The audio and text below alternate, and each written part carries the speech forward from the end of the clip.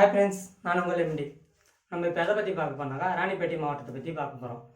வேலூர் மாவட்டத்திலிருந்து ஆகஸ்ட் 15ஆம் தேதி ராணிப்பேட்டை மாவட்டம் தனி மாவட்டமாக உருவாக்கப்பட்டது.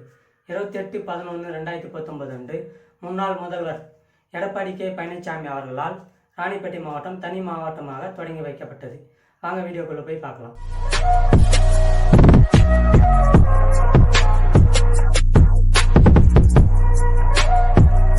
இராணுவப்பேட்டையாக திகழ்ந்த ராணிப்பேட்டை நகரம் ஆங்கிலேயர் ஆட்சி காலத்தின் போது பெரிய இராணுவ தளமாக இருந்துள்ளது. அதற்கு அத்தாட்சியாக இன்றும் ராணிப்பேட்டையில் பல கட்டிடங்கள், கல்லறைகள் உள்ளன. ஆங்கிலேயர்கள் இராணுவத்தில் இடம்பெற்றிருந்த பெரிய குதிரைப்படைகள் ராணிப்பேட்டையில் நிறுத்தப்பட்டிருந்தது. அந்த இடத்தில் தான் இப்போது ராணிப்பேட்டை நீதிமன்றங்கள் இயங்கி வருகின்றன. தற்போது டிஎஸ்பி அலுவலகம், பொதுப்பணித்துறை அலுவலகம், அரசு மகளிர், அரசு பயிற்சி பள்ளி மற்றும் பல பாழடைந்த கட்டிடங்கள் போன்ற அனைத்தும் குதிரைப்படையினர் தங்கள் குதிரையுடன் தங்கிய இடங்கள் ஆகும். அரசினர் சிறுவர் காப்பகம் முன்பாக சென்னை மும்பை தேசிய நெடுஞ்சாலை ஓரமாக உள்ள ஒரு பழைய கட்டிடம் வெடிமருந்து கிடங்காக இயங்கி வந்துள்ளது. இப்போதுள்ள சிறுவர் இல்லத்திலும் ஆங்கிலேய இராணுவத்தினர் தங்க வைக்கப்பட்டிருந்தனர்.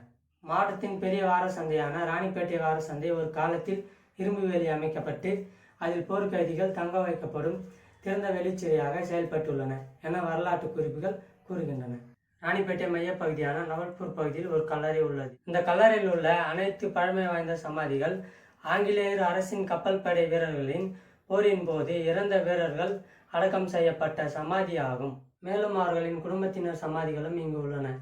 இந்த இடத்திற்கு நாவல் கிரேவ் யார்ட் என்ற பெயரும் இருந்துள்ளது.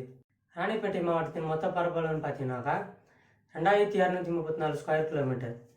பாப்புலேஷன் பார்த்தீங்கன்னாக்கா 12,10,277 பேர் மக்கள் வாழறாங்க. ராணிப்பேட்டையை தொழிற்சாலைகளின் நகரம் என்று மக்கள் அழைக்கிறார்கள். ராணிப்பேட்டை தென்னிந்தியாவின் ஒரு தொழில்துறை மையமாகும்.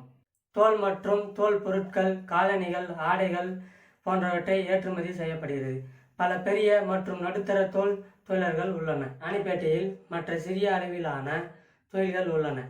அவை பெரும்பாலும் ரசாயனம், தோல்கள் மற்றும் கருவி தயாரிப்பில் ஈடுபட்டுள்ளன. இந்த தொழில்களே நகரத்தின் முக்கிய தொழிலாக உள்ளது.